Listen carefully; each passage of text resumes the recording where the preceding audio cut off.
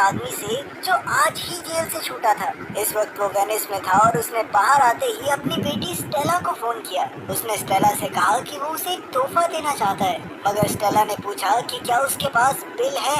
असल में स्टेला जानती थी कि उसका बाप बहुत शातिर चोर है। खैर, थोड़ी देर बाद हम जॉन को अपने बाकी साथियों से मिलते हुए देखते हैं। इस बार वो एक पानी में बने घर से सोने के बिस्किट चुराने वाले थे, जिनकी कीमत $3.5 करोड़ थी। प्लान के मुताबिक उन्होंने तिजोरी के नीचे बॉम्ब लगाकर धमाका कर दिया, जिससे वो तिजोरी सीधा पानी में आ गिरी। जल्द ही उनके पीछे पुलिस पड़ गई, मगर वो जैसे तैसे सोने के साथ भागने में कामयाब रहे। आखिरकार वो सब बर्फीले पहाड़ों तक आ पहुँचे, जहाँ जॉन ने चार्ली की तारीफ की, क्योंकि चार्ली ने ही इस चोरी की सारी प्लानिंग की थी। इसके बाद जब वो आगे बढ़े तो अचानक एक पुल पर स्टीव के आदमियों ने उसका रास्ता रोक लिया। इधर स्टीव ने हैंडसम रॉब के सर पर बंदूक रखी और जल्द ही स्टीव के आदमी बस से चोरी किया हुआ सोना उतारने लगे। जैसे ही जॉन ने बस से उतरने की कोशिश की तो स्टीव ने उस पर भी बंदूक तान दी। स्टीव के इस धोखे पर जॉन ने कहा कि मेरे साथी तुम्हें छोड़ेंगे नहीं, मगर स्टीव तो सोने के लालच में इतना अंधा हो गया था कि उसने अपने बॉस जॉन को ही गोली मार दी।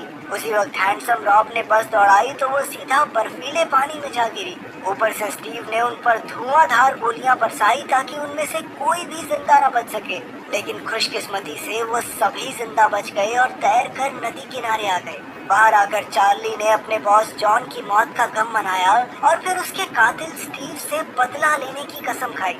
इसके 1 साल बाद हम देखते हैं कि जॉन की बेटी स्टेला पुलिस डिपार्टमेंट के लिए ताले खोलने की नौकरी करती थी। एक दिन जब वो ऑफिस पहुंची तो चार्ली उससे मिलने आया और कहा कि उसने स्टीव का पता लगा लिया है और वो उससे चोरी किया हुआ सोना वापस लूटना चाहता है। वो चाहता था कि स्टेला भी इस मिशन में शामिल हो, मगर स्टेला ने कहा कि वो अपने बाप की तरह चोर नहीं है। लेकिन फिर रात को स्टेला का मन बदल गया और उसने चार्ली को फोन करके कहा कि जब वो स्टीव से सोना चुरा लेंगे तो वो स्टीव के चेहरे की हवाइयां उड़ते हुए देखना चाहती है। अगली सुबह चार्ली ने स्टेला को पूरी टीम से मिलवाया और जल्द ही वो सब अपने प्लान की तैयारी में जुट गए। सबसे पहले उन्होंने स्टीव के घर का पता निकाला और कैमरास की पहचान की। इसके बाद उन्होंने स्टेला को जासूस बनाकर स्टीव के घर भेजने का फैसला किया, क्योंकि उनमें से सिर्फ वही थी जिसे स्टीव नहीं जानता था।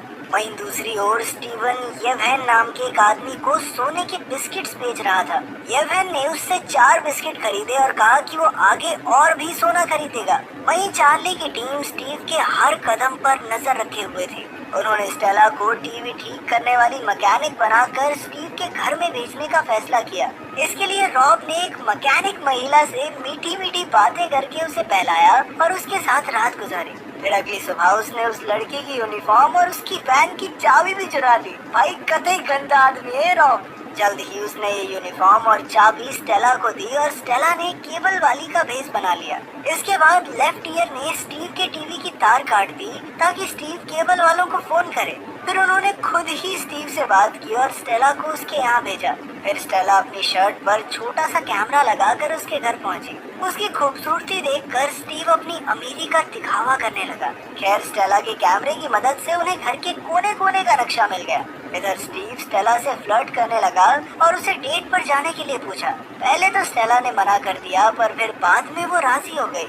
आखिरकार जब वो वापस आई तो चार्ली ने पूरी टीम के साथ मिलकर आगे का प्लान बनाया। उन्होंने मिनी कूपर के अंदर सोने के बाहर जितना लोहा रखा और फिर स्टेला को गाड़ी चलाने को कहा। लेकिन तब उन्हें एहसास हुआ कि गाड़ी में चोरी का सारा सोना नहीं आ पाएगा। फिर उन्होंने रेंच नाम के एक मैकेनिक को बुलाया जो उनके काम की गाड़ी बना सकता था। वहीं दूसरी ओर लाइल ने ट्रैफिक सिस्टम हैक कर लिया। फिर उसने चार्ली को बुलाया और उसने अपनी मर्जी से ट्रैफिक लाइट्स बदलकर सड़कों पर ट्रैफिक जाम लगाकर दिखाया। ये देखकर चार्ली उससे काफी खुश था। उधर लेफ्ट ईयर भी इस मिशन के लिए बॉम्ब्स बनाने में जुटा हुआ था। कुछ ही समय में रेंच ने भी गाड़ियां मॉडिफाई कर दी और फिर चार्ली की टीम उन्हें टेस्ट करने निकली। इतनी जबरदस्त गाड़ियां देखकर वो सब बेहद खुश थे। वहीं दूसरी ओर स्टीव और गोल्ड बिस्किट्स बेचने के लिए येवहेन के अड्डे पर पहुंचा। बातों ही बातों में येवहेन ने वेनिस में हुई सोने की चोरी के बारे में बात की, जिससे स्टीव थोड़ा घबरा गया। उसने गुस्से में येवहेन का गला पकड़ लिया और उससे पूछा कि उसने इस चोरी के बारे में किस किस को बताया है। येवहेन ने कहा भी कि उसने किसी को कुछ नहीं बताया, लेकिन स्टीव ने गुस्से में उसे डेस्क पर पटका और उस पर गोली चलाकर उसकी जान ले ली। कुछ ही समय बाद येवहेन का भाई मैशकॉव वहाँ पहुँचा। जैसे उसने अपने भाई की लाश देखी तो वो हक्का बक्का रह गया। असल में वो यूक्रेनियन माफिया गैंग का लीडर था और अब उसने अपने भाई की मौत का बदला लेने की कसम खाई। इसी दौरान चार्ली और लेफ्ट ईयर स्किनी पीट नाम के गुंडे से हथियार खरीदने पहुंचे। रास्ते में चार्ली ने लेफ्ट ईयर को कहा कि भाई उसको घूरियो मत, ठीक है? पर जैसे ही लेफ्ट ईयर ने स्किनी पीट को देखा तो वो उसे देखता ही रह गया। असल में स्किनी पीट पतला नहीं बल्कि बहुत ही ज्यादा मोटा आदमी था।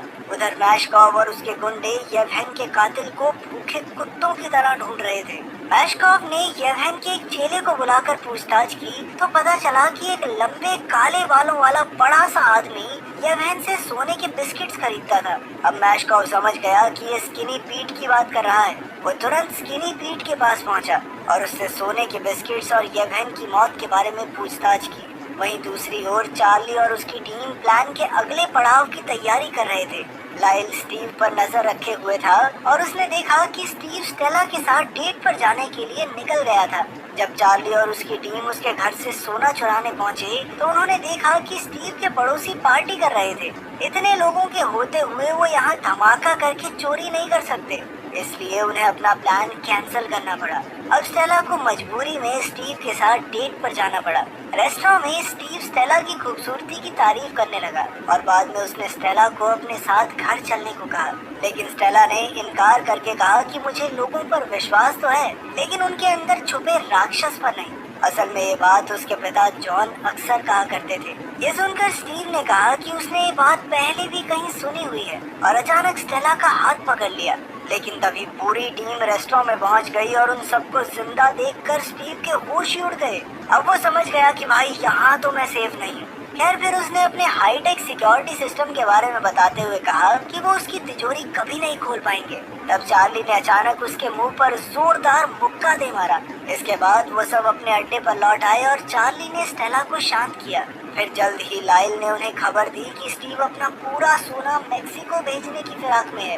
ये सुनकर चार्ली को आइडिया आया कि वो रास्ते में ही तिजोरी को चुरा सकते हैं। फिर लाइल ने कहा कि भाई अभी अभी उससे मिल के आए हो, तुम्हें क्या लगता है वो ऐसी चोरी होने देगा? अपना सोना ट्रांसफर करने के लिए स्टीव बहुत ही अच्छे ट्रक्स और हेलीकॉप्टर्स का इस्तेमाल करने वाला है। फिर बाद में स्किनी पीट ने चार्ली को फोन करके येवहेन के कत्ल के बारे में पूछा। इस पर चार्ली ने कहा कि वो इस बारे में कुछ नहीं जानता।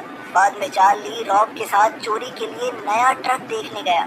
फिर उसने रेंच को फोन करके इस ट्रक को मॉडिफाई करने का काम दिया। तब रेंच ने कहा कि वो भी इस चोरी में शामिल होना चाहता है, तो चार्ली ने उसे भी अपनी टीम में शामिल कर लिया। बाद में चार्ली और लेफ्ट ईयर उस पुल के नीचे बॉम्ब्स लगाने पहुंचे जहां से अगले दिन सोने से भरा ट्रक गुजरना था। आखिरकार अगली सुबह हुई और पूरी टीम स्टीव के सोने के ट्रक्स का बेसब्री से इंतजार करने लगी। तभी उन्होंने देखा कि स्टीव ने उन्हें भटकाने के लिए 3 ट्रक्स भेजे थे। खैर चार्ली को पहले ही इसका एहसास हो गया था, इसलिए उसने कहा कि उन्हें उस ट्रक का पीछा करना है जिसके साथ हेलीकॉप्टर उड़ रहा हो। इसके बाद चार्ली ने लाइल को तीनों ट्रक्स के पहियों का भार चेक करने को कहा। उसके मुताबिक जिस ट्रक के पहियों पर ज्यादा भार होगा उसी ट्रक में असली सोना है। जल्द ही लाइल ने सीसीटीवी कैमरास देखकर उसे बताया कि ट्रक नंबर 128 का भार सबसे ज्यादा है। कुछ देर तक तो चार्ली की टीम ने उनका पीछा किया, पर अचानक एक चौराहे से तीनों ट्रक्स अलग अलग दिशाओं में मुड़ गए। तब लाइल ने ट्रैफिक लाइट्स कंट्रोल करके ट्रक 128 वाली सड़क पर ट्रैफिक जाम लगा दिया। उधर स्टीव ऊपर हेलीकॉप्टर से ये सब देख रहा था। उसने तुरंत अपने पायलट को पीछे मुड़ने को कहा। इधर लाइल ने ट्रैफिक लाइट्स की मदद से ट्रक नंबर 128 को अपने रास्ते से भटका दिया। जल्द ही चार्ली की टीम इस ट्रक तक पहुंच गई और दोनों ट्रक्स में जबरदस्त रेस शुरू हो गई।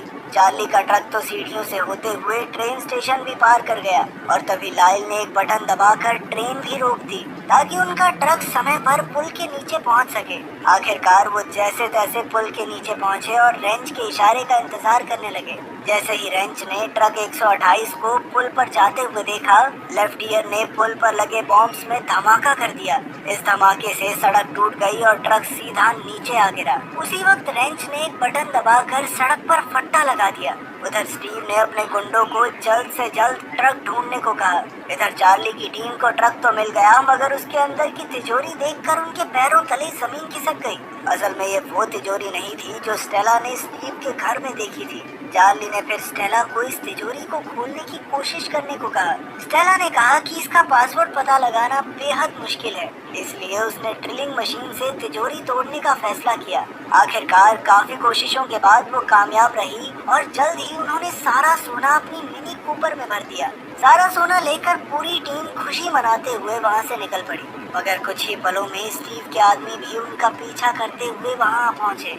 जल्द ही उन्होंने चार्ली की टीम पर धुआंधार गोलीबारी शुरू कर दी। तब चार्ली ने भी उन पर जवाबी हमला किया और जल्द ही वो हाईवे पर चढ़ गए। उसी पल स्टीव ने उन्हें हेलीकॉप्टर से देख लिया और उनका पीछा करने लगा। अचानक चार्ली ने रास्ता बदला पर स्टीव वहाँ भी आ गया। एक पॉइंट पर चार्ली की गाड़ी हेलीकॉप्टर से टकराने ही वाली थी कि वो गाड़ी को तेजी से मोड़कर बच निकला। तभी स्टीव भी हेलीकॉप्टर से उतरा और किसी की गाड़ी चुराकर चार्ली का पीछा करने लगा। इधर चार्ली ने तुरंत मिनी कूपर एक ट्रेन के डिब्बे में चढ़ा दी और अपनी टीम के साथ दूसरी गाड़ी में भाग निकला। इधर स्टीव अब भी उनके पीछे लगा हुआ था। जब उसने चार्ली की टीम को ट्रेन के डिब्बे से निकलते देखा तो उसकी मुलाकात रेंच से हुई।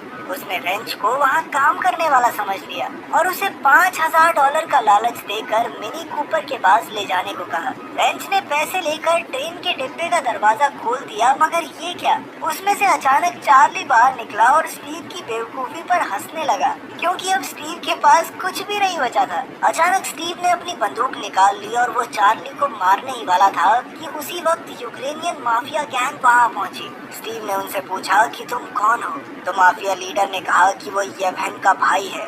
ये सुनकर स्टीव का खून सूख गया और वो कहने लगा कि येवगेन की मौत से मेरा कोई लेना देना नहीं है। मगर माफिया बॉस ने उसकी एक ना सुनी। मौका देखकर स्टेला ने भी अपने पिता की जान लेने के लिए स्टीव के मुंह पर जोरदार मुक्का मारा। इसके बाद माफिया गैंग के गुंडे उसे पकड़कर ले गए और इधर चार्ली की टीम ढेर सारे सोने के साथ अपनी नई